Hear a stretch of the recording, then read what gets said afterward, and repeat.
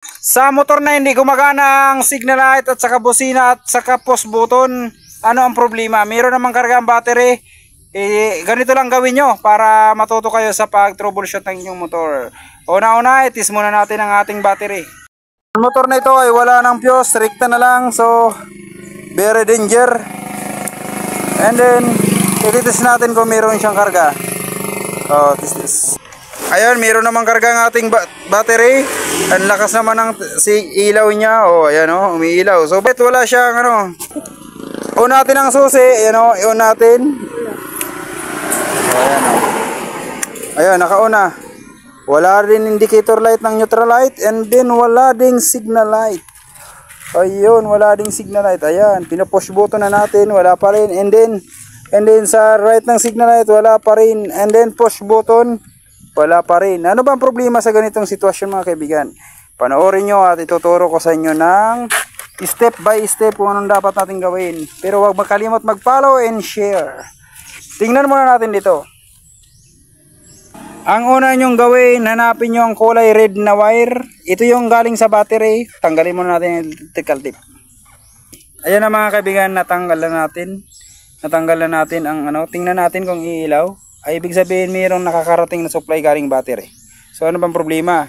Sunod natin natatanggalin yung kulay black.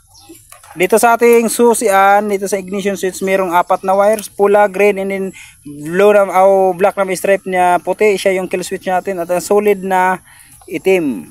Ang solid na itim, siya yung ating accessory wires. Yan. Titingnan natin kung supply yung ating kulay itim. Ito yung itim ay ang kanyang accessory wires. So, subukan natin. Meron siya sa pula, pero dapat makakarating siya dito sa itim. Kasi ito yung accessory wires niya. Wala. Wala. Ayun. Wala. Wala. So, yun ang problema mga kaibigan. Na-trace natin.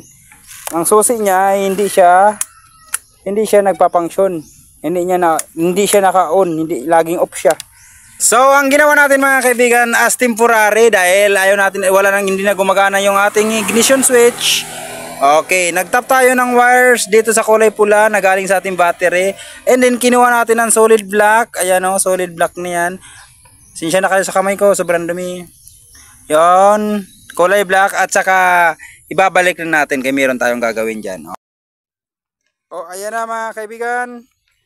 Pabusinan natin eh. Businan na, meron na rin. Ayun, meron na rin. Yun, ayun. So, ganun lang no. So, ginawa natin, ayan o, meron na tayo ditong na wires. Once na magarahin na kayo, tanggalin nyo lang yan, hindi na yan gagana. So, ganun lang temporary no. Kapag wala pa kayo ng ignition switch. Thank you very much.